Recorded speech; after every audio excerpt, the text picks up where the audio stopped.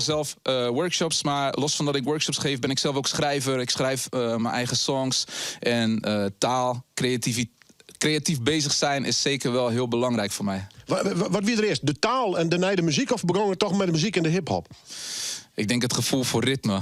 En daar komt de creatie uit voort, zeg maar de creativiteit om met woorden te spelen, denk ik. Tegenwoordig overbodig te takken over problemen. Koop een Jackfest of tea en de trouble die is verdwenen. Verzuipen in gedachten als ik nachts rondwaal. Twijfelachtig of ik de volgende dag nog haal. Ja, eigenlijk als Hasselvloeg zijn we vorig jaar begonnen met een talentontwikkelingstraject via Up Noord. En we hebben daar een eigen autobiografische voorstelling samengesteld, samen met een heel prachtig team. Ik heb een eigen koor samengesteld. Uiteindelijk is dat de voorstelling Keizerskroon geworden.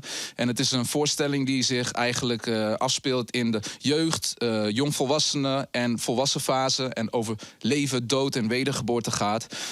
Dat is een heel mooi grote voorstelling. Nou, ik heb het beeld van Sjoerd. Zeg er indrukwekkend uit, Max. Ja, dat is echt een ongelooflijk vet project. Het is meer dan een project. Het is bijna gewoon een soort van therapie geworden. We hebben echt een supermooi team. Mensen hebben gewerkt aan de choreografie, aan de scenografie.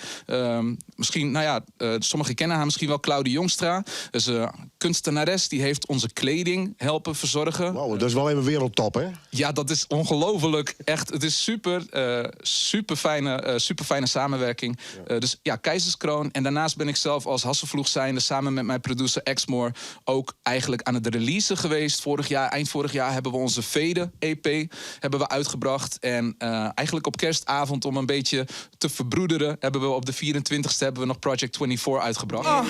Fuck voelen, fuck leven, fuck vrienden, fuck nemen, fuck familie, fuck de mensen die geen shit om mij geven. Ze zeggen dat ze begrijpen, maar laten me toch zitten. Ook al zien ze mij lijden, ze geven geen fuck, deal alleen met die shit. We gaan dit jaar, zijn we eigenlijk van plan om ook het hele concept van Keizerskroon tot een album te vermarkten. En we zijn nog aan het kijken hoe we dat vorm kunnen geven qua branding en qua release. En hoe we dat zeg maar praktisch vorm kunnen geven. Want we hebben gewoon het hele album al. Maar we zijn aan het kijken hoe we dat op een goede manier kunnen implementeren. Dus ook daarbij shows, voorstellingen. We moeten nog heel veel boeken. En we zijn nog echt op zoek ook naar locaties daarvoor. Dus we zijn nog echt alles aan het ontwikkelen. En voor de rest heb ik samen met mijn producer ook gewoon heel veel muziek gemaakt. Wat we echt ook naar buiten willen brengen. Maar gewoon naar de kloten gaan. Mijn hoofd al lang niet meer hoog, maar mijn ogen staan laag. En morgen is niet beloofd en daarom leef ik vandaag.